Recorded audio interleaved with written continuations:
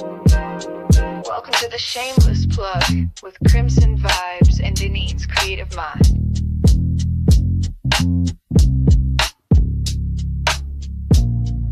We spotlight the real, no shame in the game. Two queens with the mic calling out your name. From side hustle dreams to headline steam, we raise your voice, we build your team. We don't whisper, we amplify. Your story's power can't touch the sky. This ain't luck, it's divine design. You show up and we align. This is the Shameless Plug, we show you love. Co-sign, you shine like stars above. Dinner and Deneen, the dream tag team. Plugged in, turned up, shameless and supreme. Let them watch you break the mold. Your biz, your brand, your story too. You're next, you're bold, the space is yours. We open paths, unlock new doors. No filters needed, just your flame. We hype your purpose, speak your name.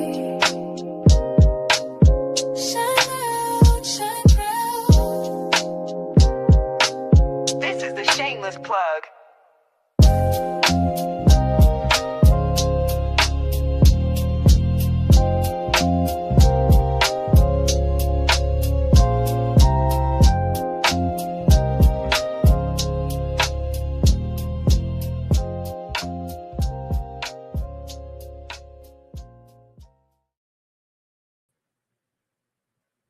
Hello. Welcome to another episode of the Shameless Plug podcast. I am Deneen Akana. And I am Denitra Taylor. What is going on, everybody out there in podcast land? That sounds weird. I'm going to figure this out one day. Yes, podcast land. I said one day I'm going to figure this out. Today ain't the day I'm going to figure it out, though. But hey, everybody, how y'all doing out there? Welcome. This is season 2, episode 14. Hey, when are we going to end the season? Like, we gotta have a meeting. We gotta talk about that because I mean, like, how many episodes is going to be in this season? I know, because we can't. I mean, are we going to break for the summer? You know, take a month off. We need to take a month off, and then we come back to season 3. I like that because that's what they do for sitcoms. They take a month or two off. And then they come back. I like that. Yes. Yeah. Right. So we just got to decide which month we're going to take off. So we'll have a meeting with that. We'll have a meeting. We'll talk about that. We gotta have a podcast. We gotta have a shameless plug. Well, I mean, if you want to discuss it now, it ain't like some other people gonna show up. So It ain't like Tommy gonna be there. You know what I'm saying? He ain't gonna be at the meeting. It'll just be me and you. It'll just be us at the meeting. I know, exactly. Hello, Brian. Welcome. We see you are here, Brian. Thank you for tuning in. Yeah, So it's just gonna be us. So whenever you're ready to have the meeting, sis, I'm ready. You know what I'm saying? It's all good. Okay, sounds good. It's all good. We'll have the meeting. Yes. So, sis, I know you got a lot to talk about. You was busy. Listen, I have been having a pure tea ball. Wait, hold on. Before you get into that, we just got to give shout out to we got to give a shout out to, Jonathan Coleman is in the house. Hey, Jonathan. Shout out to him tonight. Nah, he ain't. He ain't gonna behave. I know he ain't gonna behave. He ain't right. Is on tonight. He ain't gonna behave. No, he not. We know. We already know. That's okay though. Look, it's all about takes a bow.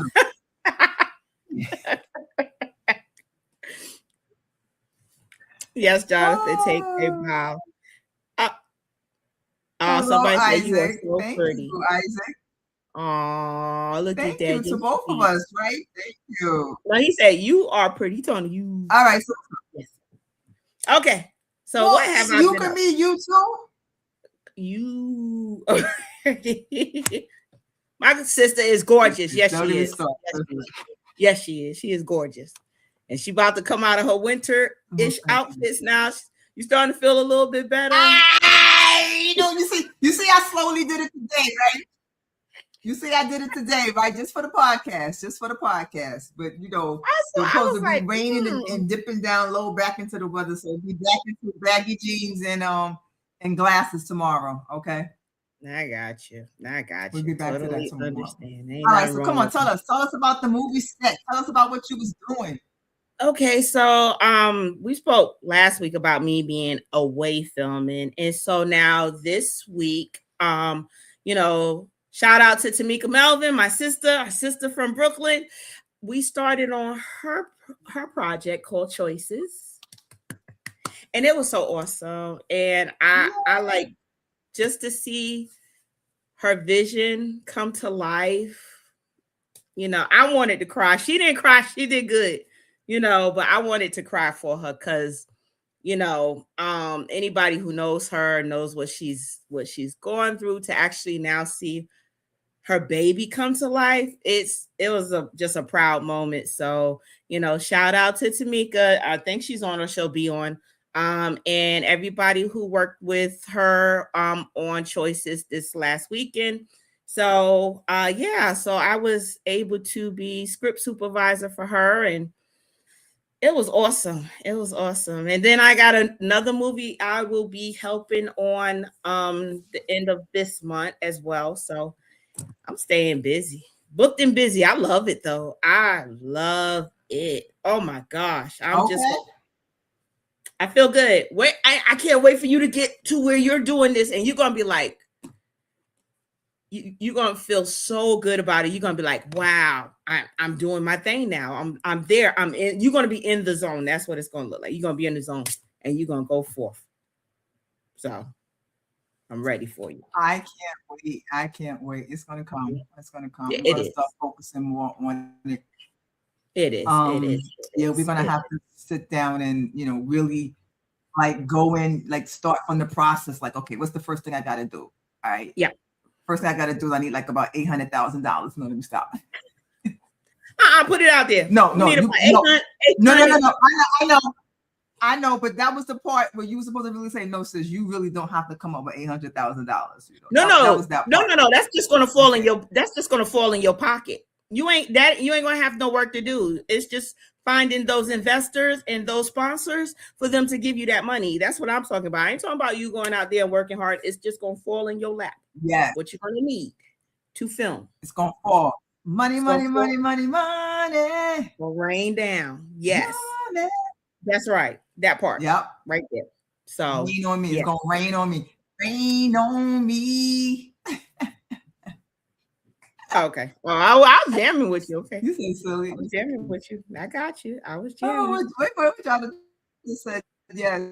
Wait, that's the magic number. Yes, 800,000 for everybody. Raises wine glass. You get a raise. You get 800. You get 800.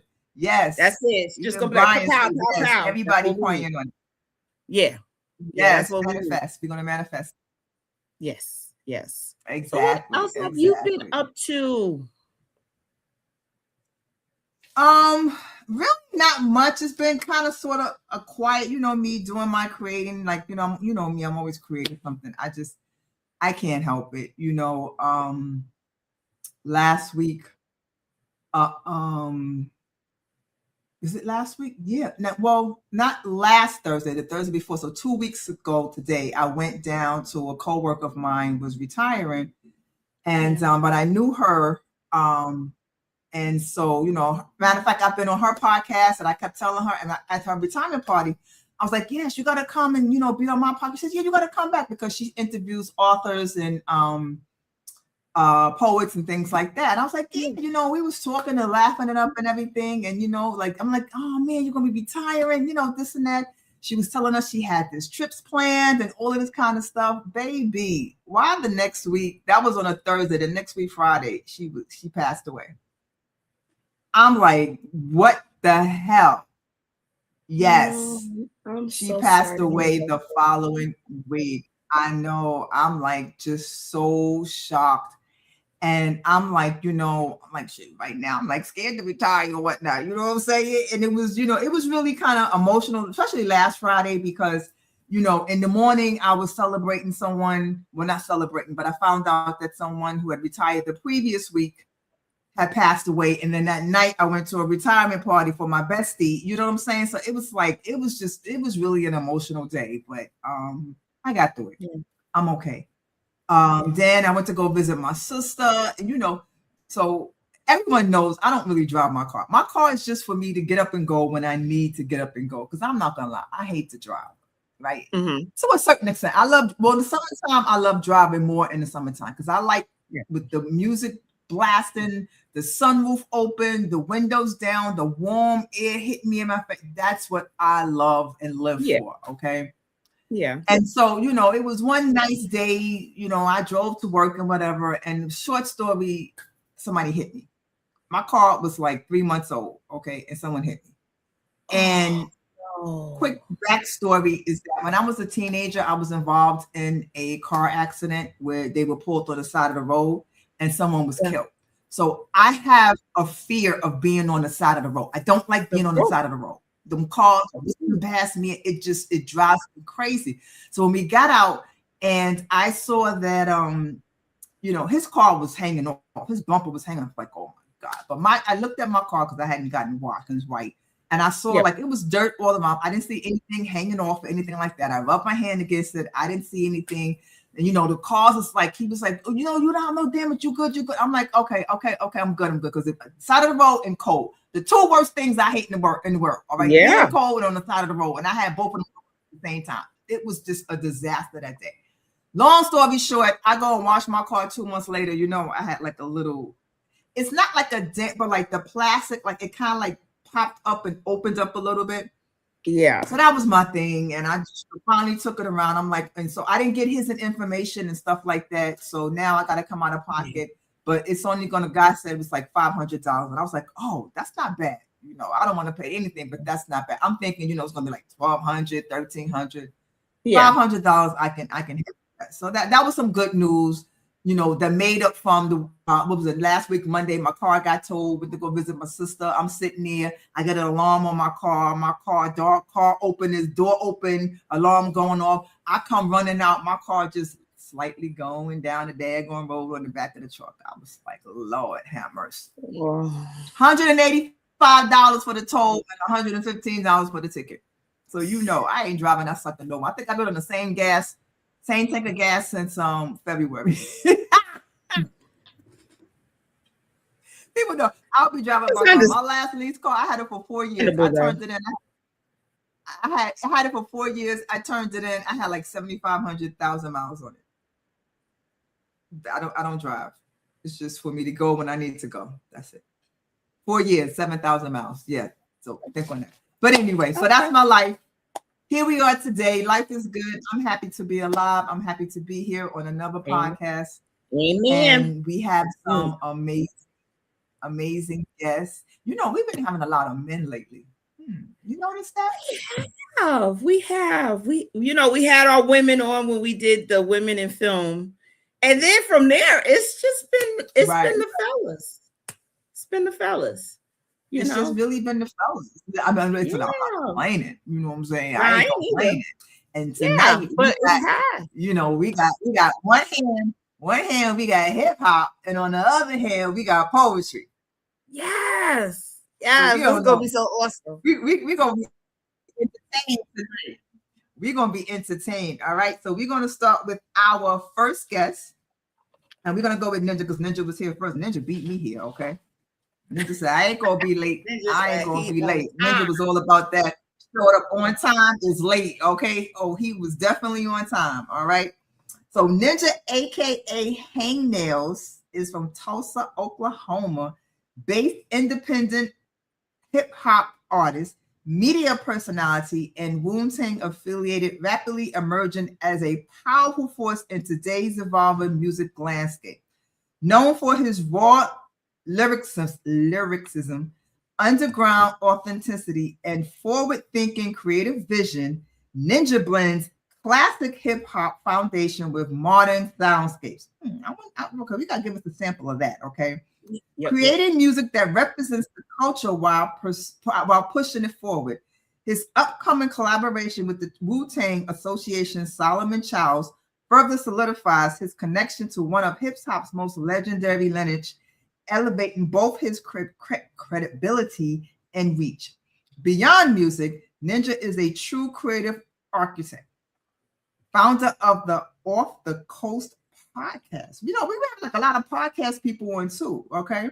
Creator of Ninja Hits magazine and a comic book publisher. We definitely be having a lot of comic book people up here. I think comic books is about to take over. Comic books is really about to take over. All right. Building a multi-layer brand that spans media, storytelling, and culture. With strategic alignment under the Media Blast PR, shout out to Media Blast, and a growing digital presence, Ninja is on the rise. He's a self-made visionary, positioning himself for long-term impact, influence, and industry recognition. So let's welcome Ninja. Yay! Our own hype people. We the hype people. We the hype. Yeah, we the hype. You the hype. Hold on. Before we hype women for me. Hold on 1 second. I just looked over here and I see. Wait. Jonathan said, "Hold my beer. I get more women guests." Shout out to Jonathan Coleman. He is the especially my comic books. We are definitely taking over. Yeah. Yes, comic books are definitely taking over. Yes. Welcome, Ninja. Thank you. Yes, thank you for joining us. Now, wait a minute. You had a whole different background when we was backstage. Well, you started talking about the comics, so I wanted to show this one is special. It's I actually made this one and we dropped it early because Oliver Power Grant of the Wu-Tang had passed away in February 23rd. So I did it to be kind of a comfort and sort of to immortalize Power. And so we had thousands of views that happened after we did this on just MadCloud. And the Wasp comic behind me is featuring Solomon Childs of the Wu-Tang. So he's got the comics, in his property. So, and he loves the comics and is backing this thing all the way. It didn't start with Wu-Tang affiliation though. It literally started with going viral on what was called WWC Off the Grid podcast. To be up to the first before Off the Coast. We changed the name to Off the Coast, but we're bringing back Off the Grid also. And I'm getting a lot of views from just the content that I've been posting recently for Off the Grid that we're bringing back at the end of the year. So we're going to be bringing that podcast back on Thursdays. We have Off the Coast on Tuesdays, the Killer Bee Wasp podcast on Mondays, and Ninja Hits United podcast on Fridays. When do you rest? You can be talking I'm gonna say you do podcasts 5 days a week. My better half is literally she says the same thing. She's like, I don't ever see you. Like, how long was that podcast? It was like 4 hours long. And some of our podcasts, we went 4 or 5 hours long on the podcast. Because we had that many guests because I'm a part of Worldwide Collaboration.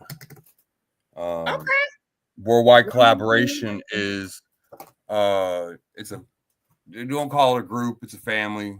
We promote each other. Yeah. And I say like about 4 years ago, we started working on a mixtape called We Are the Virus. And this is where it really started hitting big. And when I met Jonathan Coleman, in fact, was the We Are the Virus mixtape with Worldwide Collaboration was released. And there was 31 of us all over the world on this mixtape. Wow. And it was amazing how we did it. We acted like we were hacking the world when we put this video out. we made it look like that in the beginning, and it looked like all the way through it until you get to the song. By the time you get to the song, it was Brad Calley, aka Cinematic. Shout out to Building Legends Inc. Records, and he put that mixtape together. Had some big names like True Will, Kaiju X on it. I was on it. I got a friend of rapper homeboy of mine on it. And then it went so big that we got interviewed by a number of different podcasts because of music. And it was the first time in my life that the music actually was out there. You know what I mean? Yeah. So it's always been something else. It's never been really the music too much because I kept that kind of local. But I did used to play in a band, the lead singer of a band about 5 years ago. Sing too? I sing, I play bass, drums, harmonica, I sing or rap, engineer, studio. I play keyboard, guitar since I was a kid. I started playing keyboard when I was 5. They said I could play what I hear on TV. And I was on TV when I was a kid. I was on a show called Dry Gulch here in Tulsa. And it kind of put me into like, I went in from there like a little kid to like modeling. So you'd see me in like the Macy's, Dillard's, Walmart ads, sporting my backpack, my BKs. and it was always in my life after that. But I always wanted to be a director because in 6th grade, I had some money because of doing this stuff when I was a kid. So in 6th grade, I took business tech and I had money for college course class. So I've taken stuff like business tech and videography together in 7th grade because I always want to be that director. But by the time I got into high school, I'm playing music. I'm playing in the jazz band. So I decided I'm just going to do it all. Why not just do it all? If I can do it all, I can make the music. I can do it all. I studied music theory and music history in high school, and was I was the lead guitarist in the jazz band in high school. So, and won a plaque at a performance hall that we did. Someone said in 6th grade, stop lying. It was 6th grade. It was 6th grade when the vision of the actual me being in entertainment started and actually it was not only that I said to myself when I was that young that if I'm going to be behind the camera, or if I'm going to be in front of the camera and in the lights, I want to be behind the camera too. So now I actually direct music videos. There's been music videos that I've directed. And with this new track that I have with Solomon Childs from Wu-Tang, I actually took a trip up to New York this past January, and I drove back and forth to Philly and back, literally Delaware, to do this from New York to Delaware, a couple hours back and forth over and over to make sure I got him in a movie that I'm in also. Okay. I filmed a couple of scenes with him in the film that I'm in, so he's going to be like a cameo. And also did the music video for Problems featuring Solomon Childs, which was produced by, actually, surprisingly, as Tupac's producer. Kevin Rames, aka Kalo, produced the track for me. Nice. He was our celebrity co-host on WWC Off the Grid podcast for a long time. And that's where I actually got the Wu-Tang affiliation. So now we can go into like rolling the storyline, like what happened recently the last couple of years and why it's blowing up. Is because on this podcast, I was interviewing mostly Wu-Tang affiliates. And I tried to I was like, okay, I could see this as our opportunity in this. You know what I'm saying? I didn't know how big Wu-Tang, the family, the movement of Wu-Tang was until now. And then under Solomon Childs, I become the vice president now of the Killer Bee Wasp movement. So gotcha. We got a couple of people on my end that's saying hi. So CJ said, sorry to hear about the news, Deneen. And she said, hey everyone. Tamika's on. She said, wow, that's amazing. And Rashid is on, and he gave us the strong arm. So shout out to everybody. The strong arm going. Yeah, Rashid is with We Don't Wait, We Create. So just saying hey to everybody. So wanted to and who's that? Kia. Yeah, my TikTok family, Kia. Kia is here. Hey, Kia. Hey, ladies. And then we got our usual Stevie. Yep. Hey, Stevie. Hey, Stevie. You say hey, everyone. All right. So we got a couple of questions for you. You know, you broke down a lot for us, but we're going to ask you some questions. It gets deep on my end because I've done a lot. And I also want to give a shout out.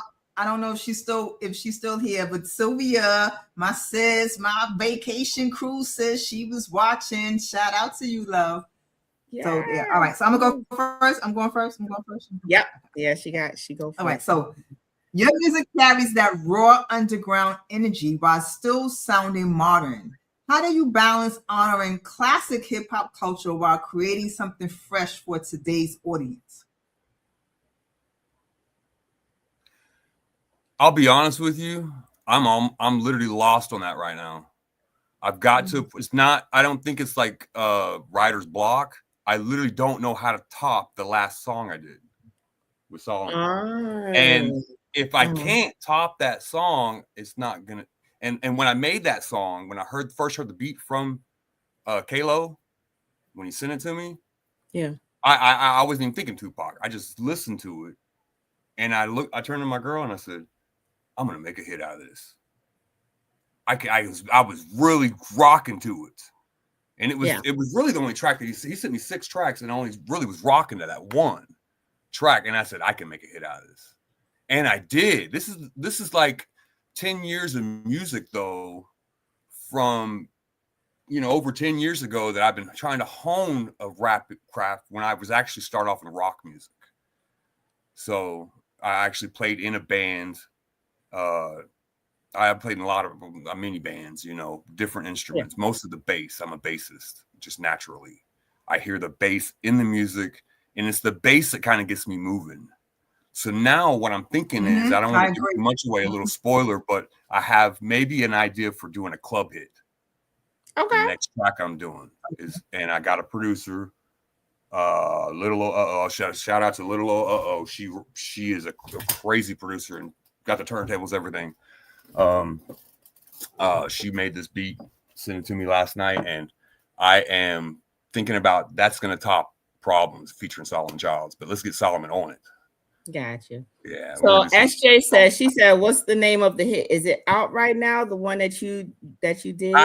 I have not published anything on all platforms yet, but it's about to be charted in all platforms. Okay. So SJ, once we find out, once he lets us know what it is, I'll let you know what it is. And that way we all network. We're going to branch out and we're going to make sure everybody listens to this music. So I literally held off on it because I can't talk. It's something I can't talk about yet, but there's a contest that I won with it.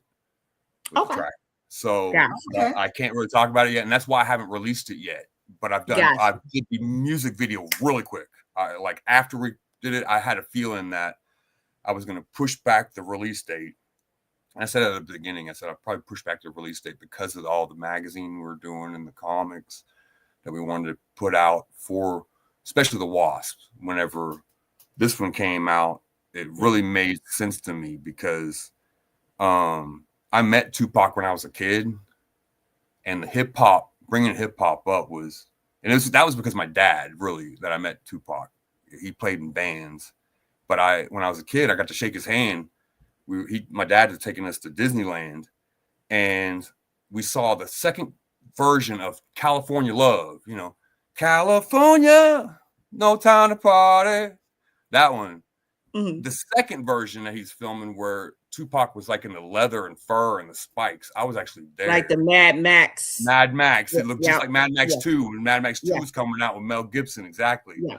And Mel Gibson was also there. But I couldn't get around too much shaking their hands and getting an autograph or whatever. Mm-hmm. But my dad had bought me the book they called A Rose That Grew Out of Concrete. And that book changed that was Tupac's it was Tupac's poetry book before he was even famous with Digital Underground, and that before he was even discovered by Digital Underground up in Seattle. And I did a lot of research on Tupac just because I wanted to be that myself. I wanted to do what he did, even if I'm white, even if it doesn't matter to me. You know what I'm saying? Because I want to but do it. But then I realized when I got older, I ended up rolling with the wrong people. In my 20s, I ended up rolling with Suge and just going about the rap game the wrong way is what I found out is when I tried to quit the rock music in my 20s and to go into rap, I just decided it was time. I had to start back over. So I came back to Tulsa and I started in the blues. Gotcha. Okay. Started playing the blues. I said, I'm going to play the blues. All right, well, just to let you know. Yeah, Casey, you got some fans up in here. You got Ninja, you got Casey Chipley. He said, I'm here, big dog. Yeah, he watches our podcast. A lot. Okay, he said, let's go, Ninja.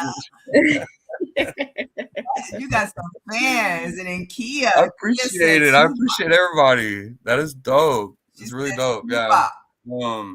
And then she said, I wanted to end with like what I was trying to say. Even though I did the things wrong in my life, I wanted to turn it around. And I started with the blues. I was playing in the blues band, literally the lead singer playing bass and playing harmonic at the same time with a harness in this blues band. And that was not going anywhere for me because I was not pushing that out there marketing wise. I was just staying locally because I was really just trying to hone myself into music more and get back to the roots of it before I start rapping. That way the actual rap is real hip hop. When I get to the hip hop, it's real hip hop. And it's amazing that I can, with this new track, these new tracks that I have more tracks with Solomon that other than this one that I have one of them with him myself.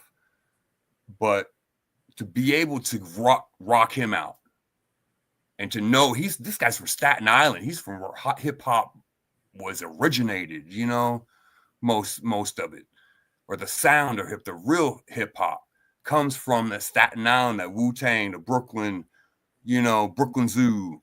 It is the Wu, you know, and we put it up like that, the Wu-Tang Clan. So, and I was never seeing like this 2 years ago, me being affiliated with Wu-Tang. Didn't see that coming because Ninja is not a Wu-Tang name. Ninja is an old stunt acting name. I was the stunt actor for Spawn out in California. Okay. The one with Michael Jai White? Yes, Michael Jai White. I was one of the stunt actors that wore Spawn. I wore the Spawn suit. Really? I remember that movie. I did a lot of things in my life, more than just stunt acting though as well. I also did voiceovers. So I do a lot of good voiceovers. But when it came to like what I did back in California, I was actually invited out to California in my 20s by The Matrix because my art when I was a kid inspired the Matrix series.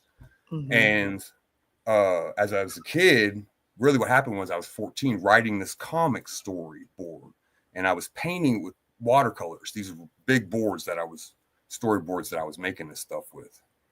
And I met Greg Wachowski, the director of The Matrix, before he made that. And I showed him and he loved it and he was inspired by it to make the Matrix series. And in my 20s, they invited me out there. And so I'm sitting in a warehouse that's full of the boxes, the script of the Matrix, all the way up to the ceiling. It's like, you think about a 2-story warehouse.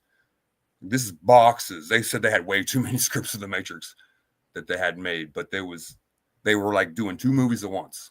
And that's what made the Matrix famous, was the best director. These are directors that inspire me, you know, to be one. And Greg Wachowski is probably the best director I ever met in my life.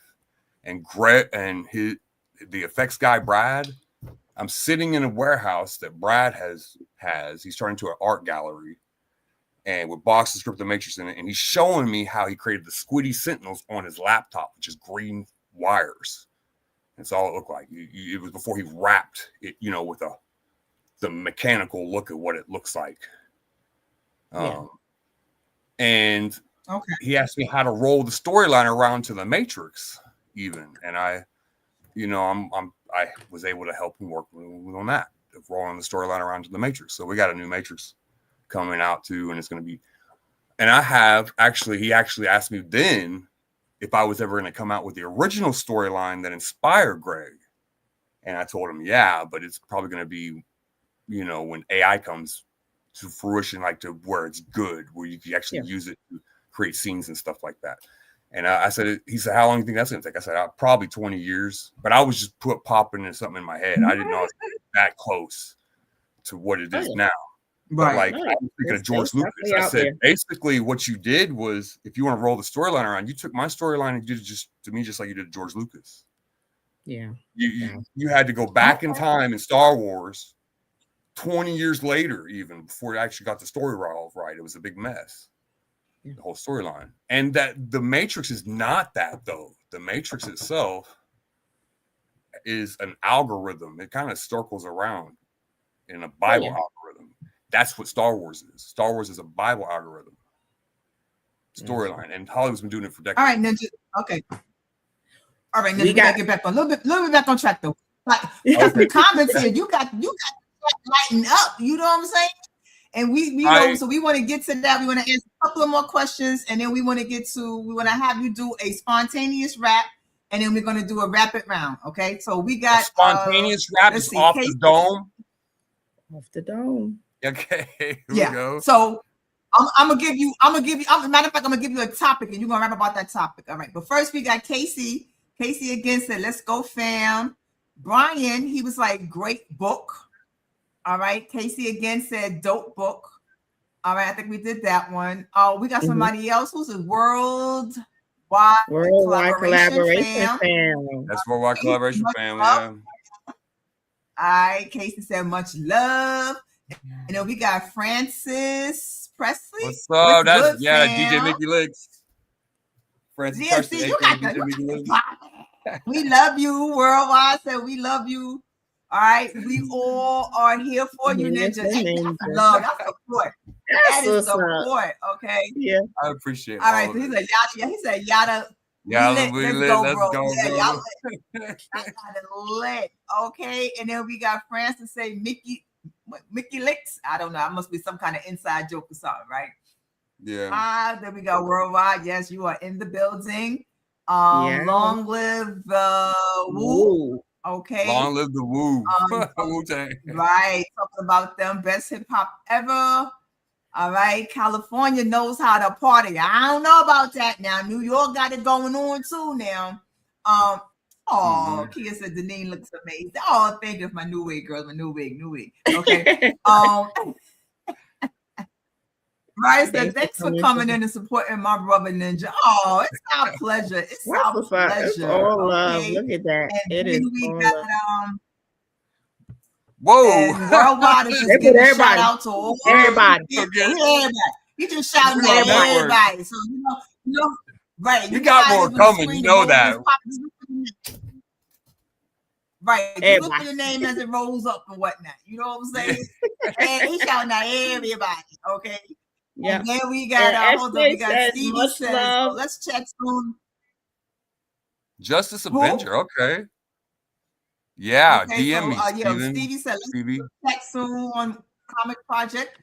Love to connect with you. My brand, Stevie Kitchen LLC, Power Door Comic Entertainment. Yes, Stevie. Worldwide against our brother, no doubt. Ninja is what he said. Ninja is all our brother. Yes, they love you. Yes, dude, that is awesome. 100. Okay. Kid said, "I can't wait for this rap." Yeah. You get it ready? Oh, Francis is DJ Mickey Licks. Right, that's what that meant. Yeah. And then Freddie said, Licks. Right. So I just wanted to ask one quick question, and because you said something, and it just made me think. I don't think I've ever asked this, and I'm really like an old school hip hop person, but to anyone out there who really want to answer this, is there a difference between hip hop and rap? Is there a difference between hip hop and rap? I think there's a difference in people's minds of what it is, because some people think hip hop is rap and rap is hip hop. But rap actually the word goes way back into Africa. I mean, it goes all the way back into spirituals. That just where the word came from. But hip hop itself is a genre of music. So I think there is a difference between rap and hip hop. I could rap to somebody, my friend, or we could rap on the corner street, hip hop style, but with no music. But hip hop is the music. All right, so give us a short rap, because we're gonna do this rapid fire real quick, and we got to get to our next guest. So give us a short rap. Anytime I'm coming with the wasp. I'm coming I'm gonna tell you what's the cost. It's a time I'm gonna be like the boss. What I gotta do, I'm gonna do on the sauce. I'm gonna hit it like I'm gonna win it. Gonna do it like I'm gonna spin it on a fin. Yeah, keep it going on. Yeah, like the break of dawn. What I gotta say, I keep it on and on. Yeah, we're gonna go on with the Denise show, Denitra Taylor. Yeah, we going now. Yes, we go. Keep it going with Crimson Vibes production. Yeah, we're going on seduction. Let's go.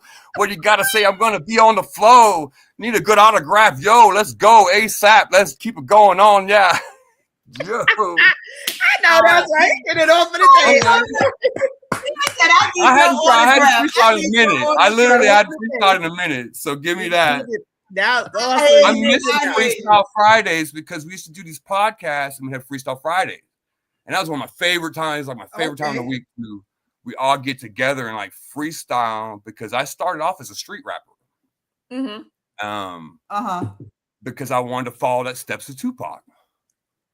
Because he started off as when he was discovered, he was in Seattle on a video just on a street corner with Digital Underground. They just threw this thing and got him on a mic, and he was not famous even then. He was more famous for the poetry book that my dad had bought me, The Rose of Greta Concrete, that his mom had published for him when he was 17. And it was most of his raps in that book. Yeah. He took a lot of his raps, I'd say, out of that book that I had when I was a kid. And it made so much clarity to me in my life now, after everything that happened with Suge and everything that happened in the past with Matrix and all. It didn't matter anymore when I came to the music, because I hadn't really been hitting like anything with the music till now. And I think it's just been building in me, because now I got clarity in my life since I met Tupac's producer. It really gave me clarity in my life. He became like a good friend of mine too. Okay. And we're and talk for hours. He just sent me a track. I haven't been able to That's good. Get to it, but I'm about to call him after this and listen to his music, this new track that he's got. Cool. Well, we're just gonna do rapid fire, but we're gonna let people know, where they can find you. You gotta be. Who that? Well, hold on, Denitra. Hold on 1 second, because you have to be very important, because our engineer, Tom Badass, he rapping. Where's Tom? He said, my name is Tom. He told me the badass. I'm the best in the head of my class. I'm the dopest white boy you'll ever see. The Shameless Plug podcast just did it for me. If you wanted a freestyle, here you go. I'll face anyone, bar for bar, toe to toe. I'm badass.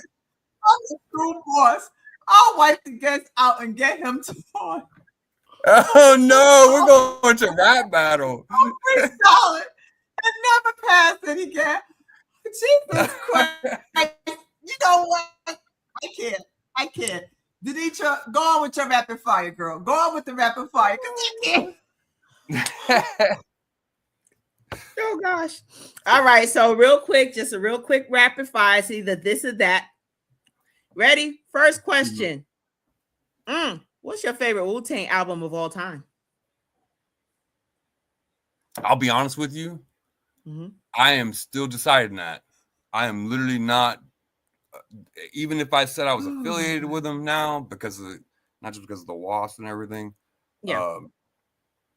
I literally don't have a favorite, but I love Method Man. I'm one of his best fans. I get on my Facebook, I'm on his engagement list, because I engage on him a lot.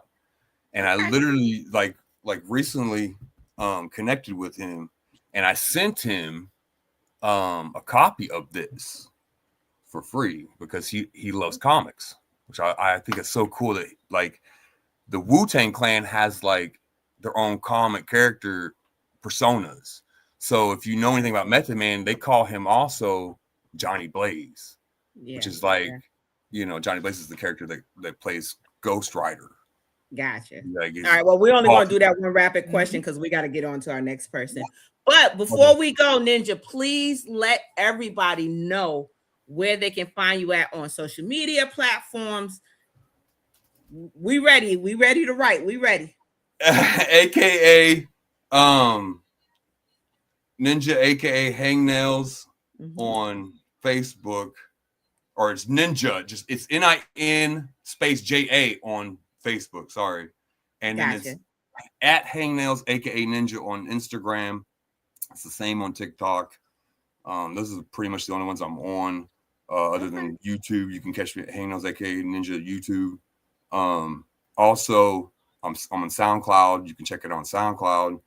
And the Wasp comic is on MagCloud. So you go to MagCloud, and you can also check out Ninja Hits Magazine, which we had Solomon Childs on the cover of the first issue of Ninja Hits Magazine. And the Wu-Tang on the back cover, thanks to our partner, one of our partners, DJ. Shout out to DJ Vietnam, aka Elvin Jones Jr., who owns Hip Hop Empire Magazine, who put Wu-Tang Clan on the back cover of Ninja Hits Magazine. Awesome. Well, listen, you still have a lot of story to tell, so we're gonna have to have you come back. You have to visit us again. There's a lot. There's that. I told you there's a lot. Yeah. I've done it all my life. Jonathan. I like to make people entertained. Yes. I think that's what I've. Well, we appreciate it. We appreciate it, Ninja. Thank you so much. And again, we'll arrange it with Jonathan. And thank you for rapping for us. We appreciate that. Yes. Yes. Thank you. Have a good one. All right. Bye. Bye. Bye, Ninja. All right. Oh my God, he is definitely entertaining, and he brought the love in the comments. So we ain't never had the comments like that for real. Yeah, Jonathan, you did good. You did good, Jonathan. Thank you. Awesome. But I know he's gonna do even better with our next guest. He's gonna do better with our next guest because. And you know what? This is a cute way. This is a cute way of spelling it because it's yesterday the poet, but it's YXSTERDAY. Okay, and I'm not gonna lie, my old stuff in my brain. I'm like, why? Yes, what is? Oh, yesterday. That's how I was. I'm getting old, right? So yesterday, the poet is from DMV, based spoken word artist and involving rapper known for blending poetry, hip hop, and activism into deeply international, emotionally driven music. Emerging as a voice of substance in a trend-driven landscape, his latest project, Protest Pack, captures a powerful mix of personal reflection and social commentary, drawing from experiences spanning nearly a decade. He look like he a baby. I know, right? I know. Including the emotional weight of the George Floyd protest era. Raised in a family rooted in activism and connected to cultural influence through his uncle, legendary comedian Tommy Davidson. We love Tommy. Yesterday brings both charisma and consciousness to his work. With a master's degree in social work from University of Michigan, he approaches music as both expression and therapy, creating soundscapes and challenges, heal and provoke thought. More than an artist, Yesterday represents a movement rooted in purpose, using his platform to inspire and reflections, resilience, and change. Yes, put it together, put your hands together for yesterday. The poet. I don't know why I said it like that, though. Hello, everybody. How y'all doing? Hey, how are you? We are well. How are you? I'm doing great. Can y'all hear me okay? How are you doing? Oh, yeah. Okay, cool. Yeah, I'm doing. Yeah, first of all, you're showing off because you got a microphone. So you got a microphone. So you showing off. All right. My wife is actually a visual artist, so she's a painter. I don't know if y'all can see the paintings behind me. I'll turn the light on. Beautiful. We do. Wait, your wife did those? Yeah. What? That's awesome. Oh, we're gonna have to have her on the show. She's been going crazy on Instagram, like really going up and gaining a following, and all this cool stuff is happening with her. But I say that to say she's been trying to do like a little bit of streaming kind of activity. So she bought, that's why my mic is pink. I don't know if y'all noticed. Oh, ain't very attention. Well, I was gonna point that out, but you know, I like pink, but you know, right. So yeah, okay. Right. So this is her. He would have told that story to explain why he had a pink mic. That's all that really was. Exactly. I mean, I'm gonna do anything I can to support my wife, though. No, that's a good husband. Support your wife. Any chance you get, support her, and we got to get her definitely on the show. Yeah, I'm about to say she need to come on the show because her is dope. Thank you. That's it. Sorry. Yes, definitely. So how are you yesterday? I'm doing great. I'm excited. You know, you mentioned my project, the Protest Pack, coming out. It's been about a month since it came out.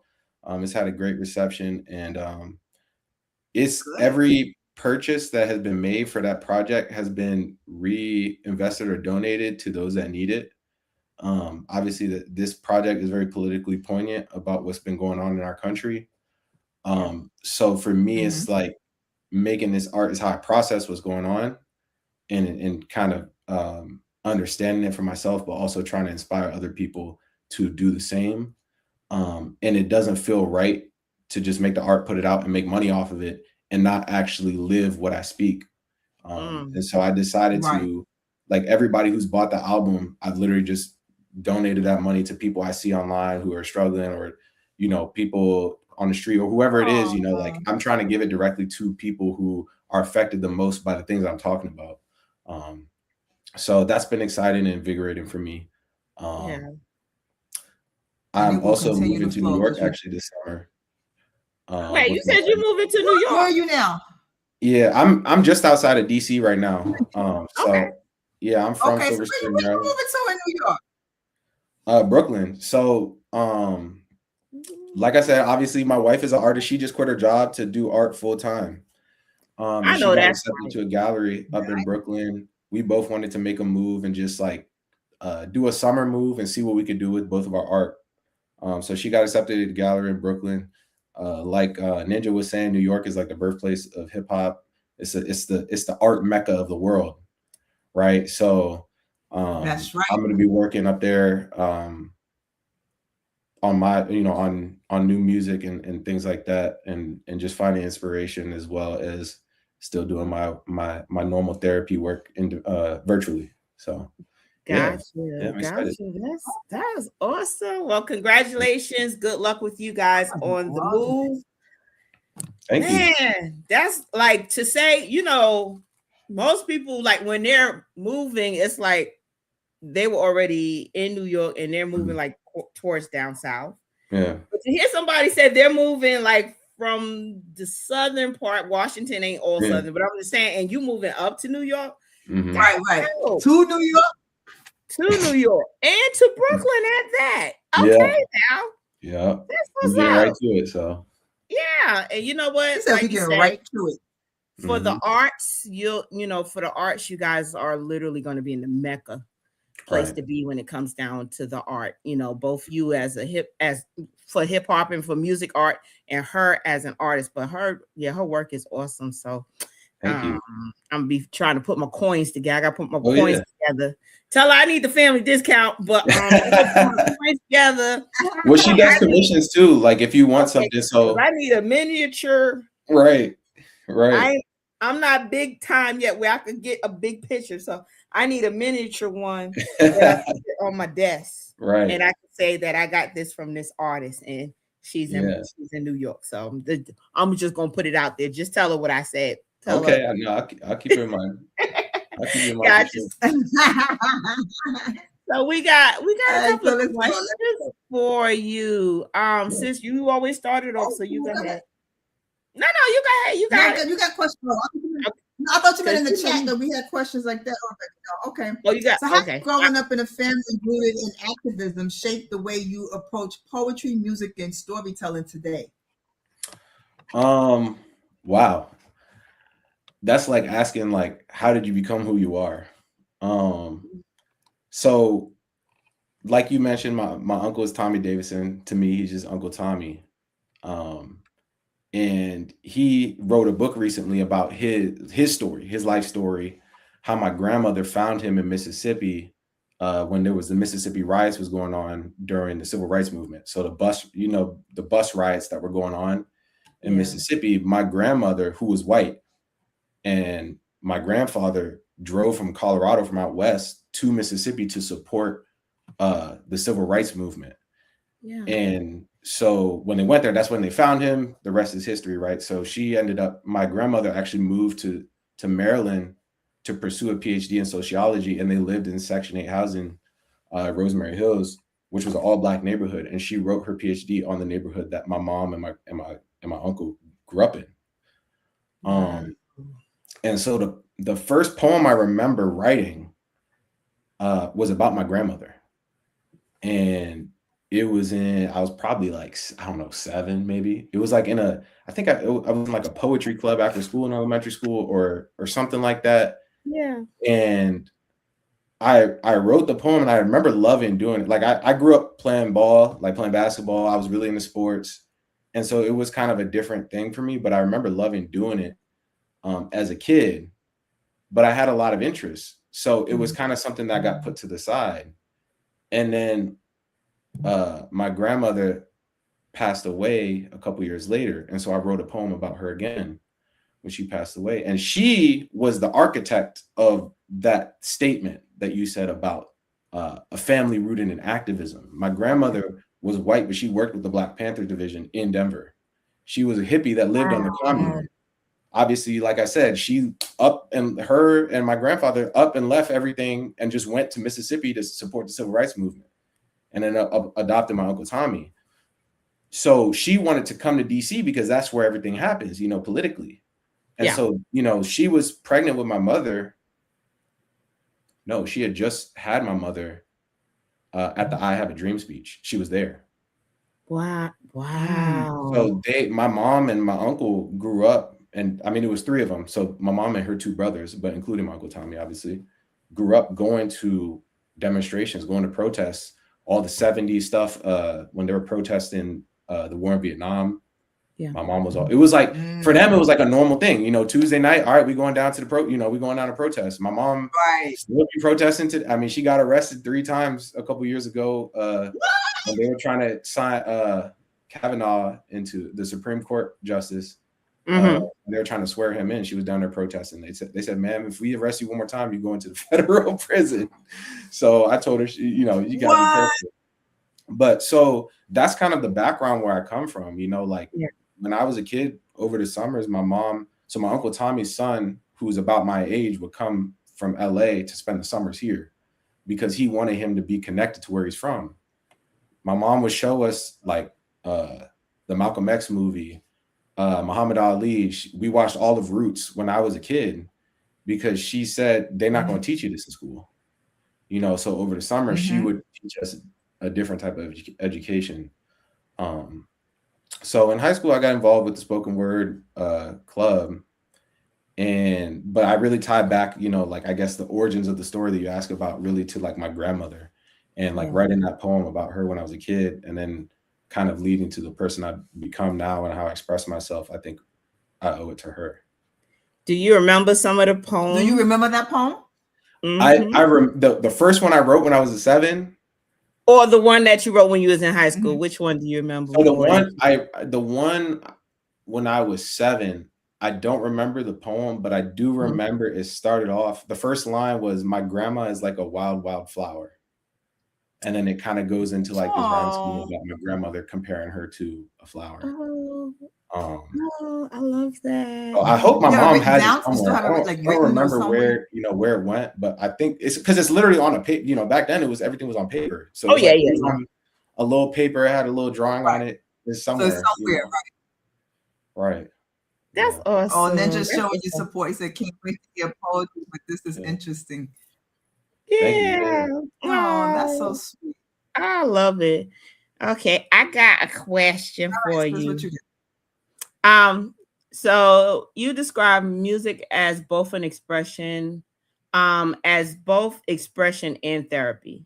Mhm. What are some emotional truths that you had to confront within yourself through your poetry and music that may have been difficult to say otherwise?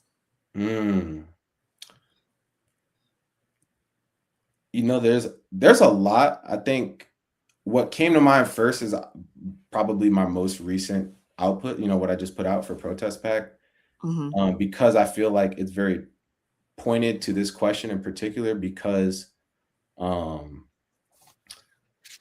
you know, one of the lines that I say on Applause is, "I want to do my part, but how do I reconcile to work within a system that does not protect me, one that rejects me?" Right? And I think that kind of sums up my immediate reaction to the question because, you know, as an activist or as a poet, as an artist, when you're calling out the things that is happening in your world, right? In our society, in American society, especially as a Black person, it's hard to say all these things is going on and then you turn around and still go shop at Amazon. You know, you still log on to Facebook, which is owned by Zuckerberg. You know, like all these things that we use every day Yeah. also Right. are part of the things that hurt us, Yeah. you know? And Right. so that is one of the things that has been very difficult for me to figure out personally. That has been really the easiest for me to express through my art Yeah. is drawing that kind of what's the word I'm thinking of? Contradiction. Yeah. You know, I think on Stones of Sauna, which is also on the Protest Pack, I literally wrote this poem in a sauna. Like I sat an hour and I was sweating my ass off. Like, you know, I thought I might have lost 10 pounds making that song. So basically, you was cleansing Right. and My phone cleansing as you overheated like write it. 3 times. Yep. Yep. Yep.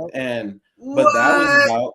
about what's going on in Palestine and Gaza. And thinking about being Black in America, what that means, and also knowing what this country does to other countries and what's going on, you know, in other places, Yeah. right? And what is my role in that? How do I figure out like how to stand up Right. for that or stand against this? Because at the end of the day, I pay taxes, right? Yeah. And so I contribute to that in some way. How do I reconcile that? Like, how do I make sense of all of this? You know, so that's kind of like my immediate answer. I think everything feels so political right now in terms Yeah. of like my art because I just dropped that and because of what's going on. Like every day it's a new headline, but it's Yeah. not all that I talk about per se. I just felt like I had to get this one off my chest. Like all this stuff just keeps happening and happening. Of I'm like, I course. got something to say, you know. So now, since you now have put this out and you said you had to get it off your chest, like, do you feel like a burden has been lifted, or is it like more like I'm still dealing with this? Like it's still kind of heavy, even though you've released, you know? Yeah, that's a great question. It's hard to answer that with one or the other. Mhm. I think one of the big concepts or the ideas that I talk about on there is how it's a cycle, right? Like there's a song called Rinse and Repeat. If you look at the cover art, it's me in a reflection of a laundry machine, right? It's rinse and repeat. Rinse and And repeat. so some of the poems, like I said, like I started in 2016 when I was in college and right after the Michael Brown stuff, and it was all, you know, it's all these names that people forget. Philando Castile, Mhm. Terrence Crutchers, like there was all these people, Terrence Crutcher, and there's all these names that over time you start to forget because there's so many. Yeah. And so I wrote it then, and then I didn't finish the poem. I was in school, busy, never got back to it. Then George Floyd gets killed. And then now everybody's talking about it, and there's all these emotions, you know, we're seeing the videos. Yeah. So I wrote the song Rinse and Repeat at that time, and I finished the song Applause. But I never had like the music behind it that made me feel like this is what it's supposed to sound like. And so I was like, okay, well, I'm just not going to put it out for now. And then, you know, all this stuff is going on now. And it's like, well, damn, it's been 10 years since I started these ideas. And it still feels very pertinent. It still feels very vital, you know? So in some ways, it's kind of I don't want to say depressing, but it's pertinent, right? Like it's always going to be relevant in a lot of ways, and that's kind of like the nature of the sensory system. Yeah. And at the same vein, for me personally, I do think it feels good to say like I just need to get this out here because I've been holding on to it. Yeah. You know, and I have a really big project that I've been working on for years and years and years, a full length album that's not necessarily this politically focused. It obviously has topics about the Black experience, but it's more so about my experience and how I fit into the culture, as opposed to, you know, all this crazy stuff is going on and I got something to say about it, you know, or we need to stand up about it, you know. So it does feel good to say, hey, I made my statement, and I also have a lot of other art that's more multifaceted coming, you know. Gotcha. All right. Ninja said that's a real powerful story. No, go ahead. Go ahead, sis. No, go ahead. Ninja said that's a real powerful story, and that's why I think goes best in spoken word. People want to hear the stories. That's so true. That's so true. Yeah. All right, sis, go ahead. What you got for your question? Yeah, that is true. You know, I will say, you know, damn here. When I was younger, you know, my brother Darrell, you know, rest his soul, he says, come to spoken word with me. And I used to go, and I'm not gonna lie, I didn't kind of quite understand it because I was like, I don't like it. Everybody seems angry. You know, everybody was just always something like, I'm like, no, that's like, you know, I'm like the poet, you know, roses are red, violets are blue, your eyes or whatever, you know, I'm looking for something like that. And everybody just was just so angry, you know, and I was like, no, I don't like it. I wasn't feeling it. But now, you know, older, I get it. You know what I'm saying? I understand why it was the way it was with the spoken word, you know, because it's stuff that you got to get off your chest, is how you feel. Sometimes it, you know, it comes out that way, you know, and I get it. I definitely get it now. So my question is, when listeners walk away from your music, what's the one feeling, conversation, or change you hope stays with them long after the song ends? So for me, that goes along with my name, why I'm called Yesterday. Because I like to reflect. I was going to ask you that. Yeah. So, I got the name idea actually from one of my homeboys who used to rap under the name Tomorrow. His name is Thomas. So his first name is Thomas. So he did like the X thing first. It was Tomorrow with the X. And I thought that was so cool. And I loved his, you know, his mixtapes he was putting out at the time. And I made a joke, like, because my real name is Yannick. So it's like his name Thomas Tomorrow, Yannick Yesterday was kind of like a play off of his thing. And that's what it turned into. But really, it's because I like to reflect. And like the poetry is like a reflection of my experience. And so my creative process when I'm doing poetry, especially spoken word, is I think of a place in my head. So there's a place in my mind. It may be a physical place. It might be a specific park my grandma used to take me to when I was a kid. Or it might be an Airbnb that I stayed in when I was in Italy for the first time.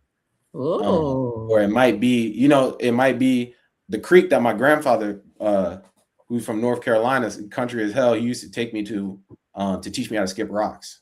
So these are places in my mind. It might not be a physical place. It might be the place where I felt when I went through my first breakup and I didn't know how to handle my emotions. But I established a strong sense of place. And then I try to take the person who's reading or listening to the poem to that place without telling them necessarily this is the place. Right. And so if I can create this space in my mind and bring you there to this space, then I've done my job as a poet. Right. Right. That's true. Yeah, definitely. Because when you've entered that, space, you will see what it was like for me to feel, what it was like to be in that space, you know? And people can connect to Yeah, something. definitely. It's like being a writer.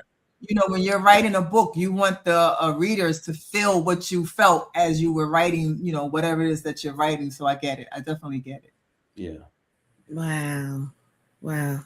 Okay. Well, I'm going to ask you to, you know, say one of your poems. You know, you don't have to do the whole thing if you don't want to, but we would love to hear your voice in one of your poems. So. Oh, awesome. So I was thinking, like, if they asked me to do a poem, because a lot of my like spoken word pieces are fairly long. But I do have one piece that I thought might fit well for the show. Okay. It's not out yet though. So it's actually on my upcoming album. So nobody's heard this outside of my camp. Wait a minute. Hold on. Ooh, family, we got an exclusive. Right. And I'm very like, I like to keep stuff tight to my chest, you know, before it releases. Just because all of it's so personal and it all ties into each other. But I thought this poem would fit the show because it's not too long. So, you know, we're all online. We're not in person. People are tuning in, tuning out. I don't want to be, you know, yapping for 5-6 minutes straight. But also, you know, the activism piece has been a part of the conversation. And my next album has been heavily inspired by Gil Scott-Heron. And Gil Scott-Heron obviously is like the godfather of, you know, he was doing spoken word and kind of rapping to drum beats before rap was really even a thing, before hip hop had its start. And he was kind of an interesting figure throughout hip hop and activism from the 70s, 80s, 90s until he passed away in 2010. But the reason why my work is inspired by him now is because when I started doing it, I didn't even really know who he was. But people would tell me, your music reminds me of Gil Scott-Heron. It reminds me, like, I knew who he was, but I'd never listened to him. Yeah. And so they would say, like, the only person I can think of to compare you to is Gil Scott-Heron. So around 2020, when everything shut down in COVID, I was like, well, damn, I need to check this dude out. Because everybody keeps saying, you know, that I reminded them of him. And when I did, it instantly felt like I was spiritually connected to him musically. And so anyways, so this poem is a track on my next album. And it's a reference to one of his songs, one on his last album. It came out right before he died, actually. And his song is called On Coming from a Broken Home. And so my poem is called On Coming from a Frozen Home. Ooh, okay. Okay. I want to make this a special tribute to the fish that survive at the bottom of the pond during the winter. Those who are beholden by the plight of the ducks wherever they go, and those who follow the footsteps of herons in the snow. You came from a frozen home, like igloos. It kept you warm and that outside is cold. Yet it's still made of ice, so in your veins it flows. That's trauma in your DNA, generational in nature. Meditate to escape it. Slow frost, that glacier turned.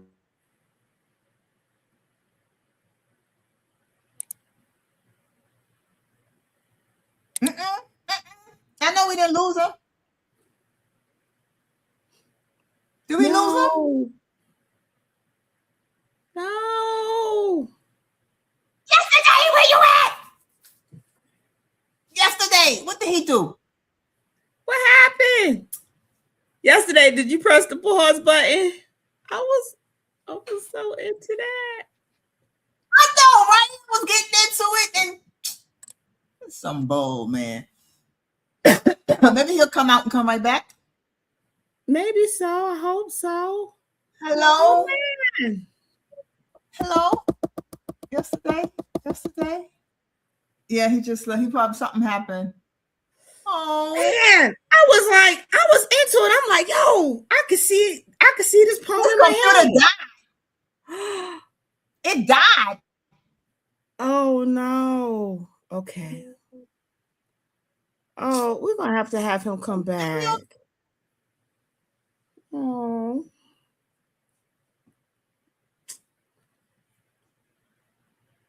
We all lost for words, and like we got day. We're gonna have to have him We come back. all lost for words. Jonathan, will you please let him know? Oh, you're gonna use his phone? No, Okay. he about to use his phone. Okay. We got a few more minutes. All right, there you go. Okay. Don't you know my You computer? there? My computer just turned off. That's what Jonathan just told us. Yeah, I had to plug it in. I was like, what's going on? Should I restart? I don't know if y'all heard the rest of it. Yeah, restart. Please, Yes. Please restart. Yes, I'm please. sorry about that. I wasn't even paying attention to the charger.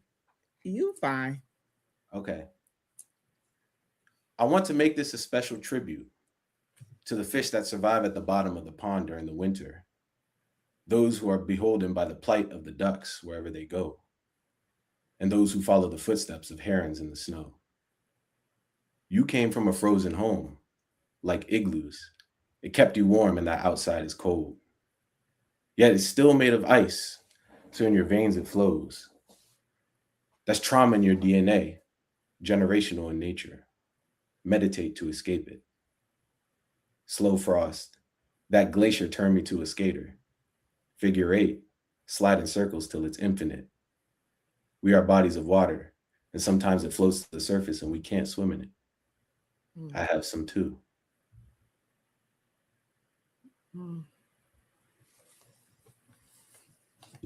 That's it? That's it. Yeah.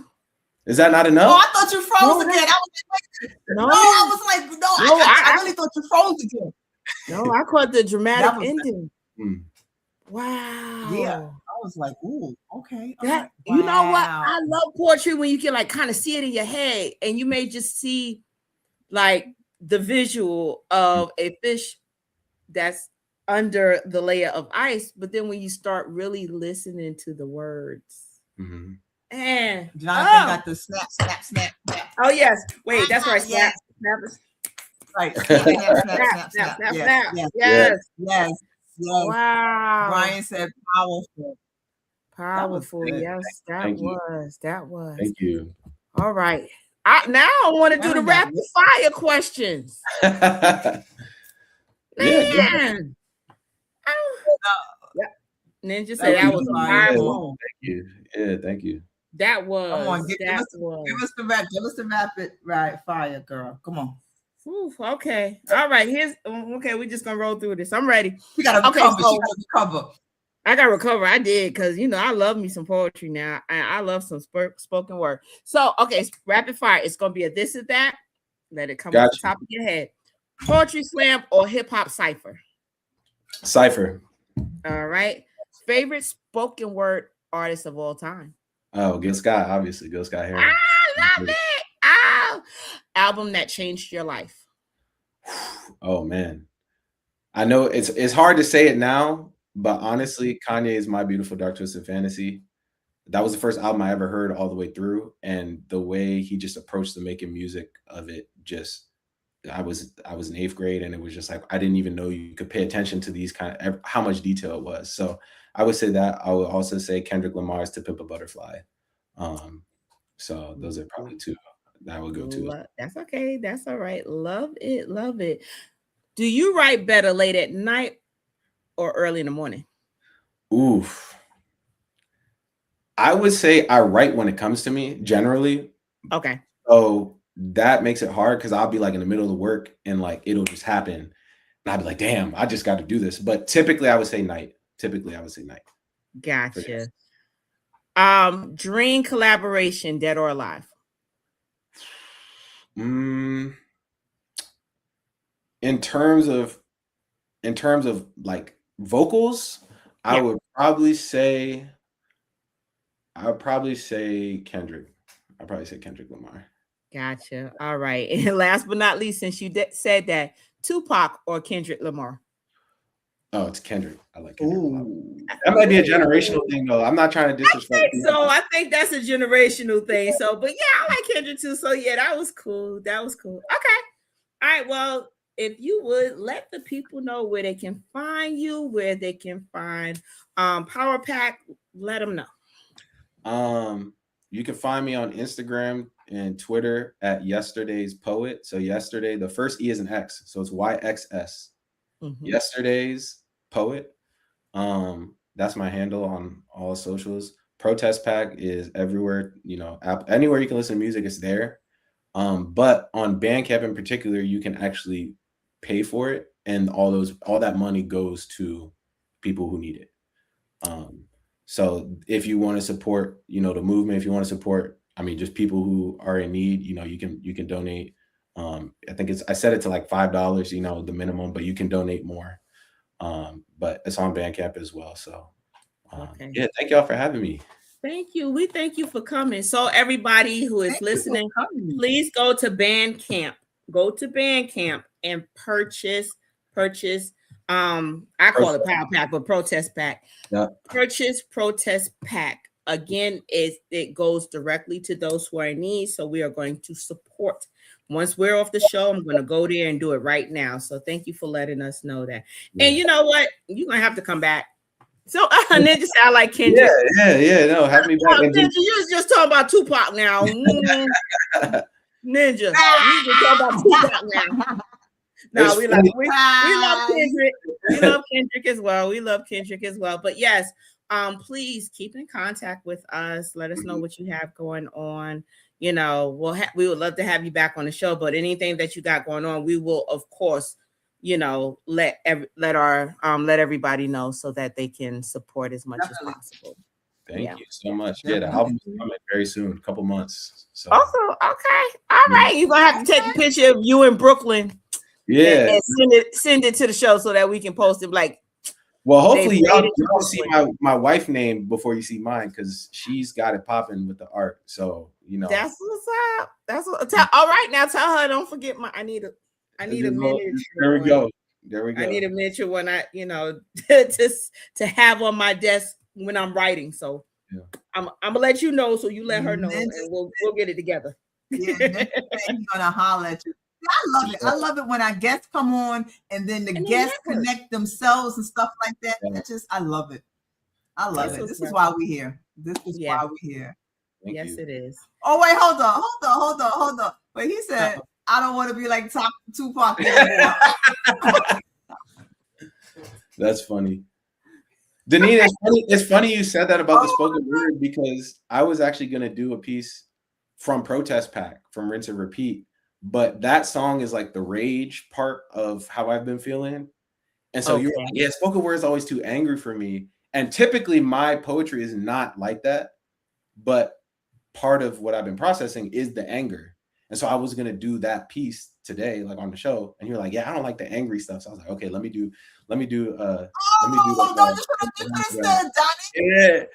was like, let me do the Frozen Home Joint, because it still talks about generational trauma and kind of where we come from, but it's more of a reflection. No, but I said I'm grown. So she said she's grown.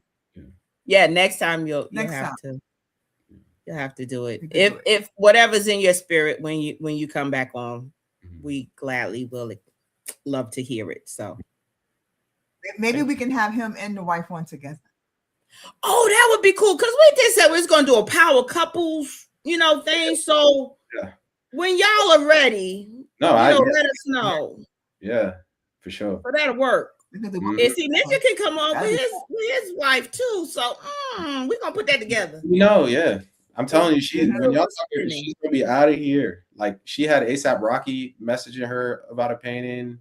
I know, that's right. Yeah, she's got a lot of interest on her right now. So that's dope. I'm always plugging her as much as I can. So that is nice. Right. And what is her name? Please or her artist name, and where can they find her?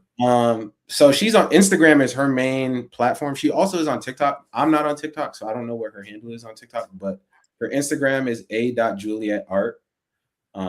If you type in Ashley Juliet Art, it should come up.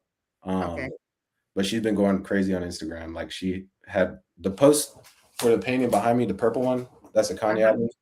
It's at over 1 million views right now, like over 100K likes, and like all of this crazy. I remember that album cover too. Okay, and then that's Rihanna behind me. I think that's one of my favorites.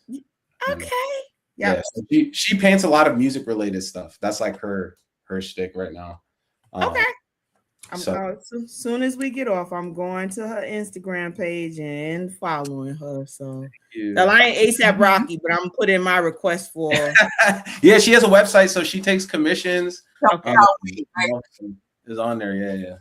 Okay. All right. I'm gonna hit up. That's how ASAP Denitra is gonna be hitting her. All right. Thank you so much for coming on and joining us and sharing your gifts with us. We really appreciate it. That was beautiful. So I'm about to tear up. Gotta bring it in, wheel it in. Okay, I'm good. I'm back. Oh, you got her all emotional, whatnot. Yeah.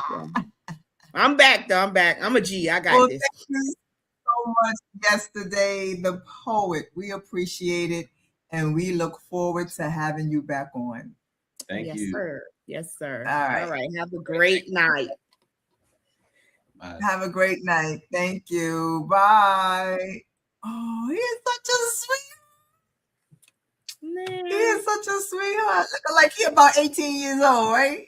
I know, right? He is such a sweetheart. Yeah, man. Wow, Like that was a baby by his wife and all that kind of stuff. You a baby. You a baby. I love it. I love it. I love a talented family. You know I love a talented family. Keep it in the family. Too. Me all too, right, definitely. sis. You know what time it is. All righty. If you want to be on this. Hold on. What was that? That was your eardrum or something? Yeah. No, what was that? That was your eardrum? Yeah, my eardrum. Yes. You lucky. Wait, hold on. Let me do it again. See the pins? You lucky people usually make noise when they do it. Brrr. There you go. I did it. There you go. My eardrum. If you are a creator, an entrepreneur, an activist, and you want to shine light on what you do, join us on the Shameless Plug. Just send a short bio and your picture and availability. We do this on Thursdays. Send that to the Shameless Plug Podcast 25@gmail.com, and we will get back to you to get you on the show. Remember, you do something that somebody is looking for, so why not broadcast what you do on our show? Bam. That was a mouthful. And let us shine a light on it. Hey, shine a light on it. Hey, shine a light on it. Hey. Yes, he is a great man. Yes, Ninja. Yes, I love Ninja. it. I love it. Jonathan, yes, a great show. You always deliver with fantastic guests, and we appreciate it. We appreciate yes, we do. you for it and your guests. Oh, all right. Before we end, I got to do something before we end. What? So I have to say shout out again to Rashid Mayers, who is a part of the Collective Net here down in North Carolina. He is the We Don't Wait, We Create. That is his movement. He will be doing, for everyone that's here in the North Carolinas, if you are an actor, model, stylist, videographer, photographer, singer, he is having an event in August. I will post it a little bit more. We'll talk about it more on the show. But just want to let you know, everybody here in North Carolina, we don't wait, we create. It is a networking event. And Mr. Vincent Ward, who was on The Walking Dead, will be one of the guest stars at the event. So, but more information will come. I just wanted to start shouting it out for people to get themselves together and get their tickets. So, but I'll post it some more. So, and you're gonna have to come down here for that. Now it's in August. It's gonna be warm down here. So you need to come down south. I'm just saying. We'll see. Think about it. Just think about it. We'll see. I think about it. Yes. I think about it. You know, that's my relaxation. I'm chilling on the terrace and everything. You know, that's my. Whoo. But we'll see. We'll see. You can chill down here. Another episode, season 2, episode 14. Thank you for watching. We appreciate everyone who showed up. Your likes, Your comments, the comments was definitely lit. I think we've never had this many comments before, and since we've been on, and I just love it. Okay, y'all had my fingers going. That's why I'm here, the daggone engineer, but we're not even gonna get into that, okay? But instead of him being over here engineering, he over here sending raps and whatnot. He's doing a rap battle. He's doing a rap battle. Doing a rap battle. All right, our engineer doing a damn rap battle. I swear to God, you never know where Tommy Badass gonna do a show up. But anyway, that's it, y'all. I'm Zanine Connor. And I'm Denitra Taylor. Bye, folks. And this is the Shameless Plug Podcast. Yes. Bye. Welcome to the Shameless Plug with Crimson Vibes and Denise's Creative Mind.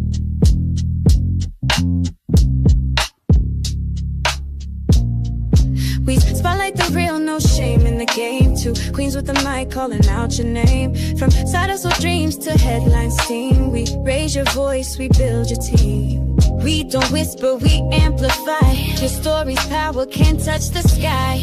This ain't luck, it's divine design. You show up and we align. This is the Shameless Plug, we show you love. Co-sign, you shine like stars above. Dinner and Deneen, the dream tag team. Plugged in, turned up, shameless and supreme. Let them watch you break the mold. Your biz, your brand, your story told. You're next, you're bold, the space is yours. We open paths, unlock new doors. No filters needed, just your flame. We hype your purpose, speak your name.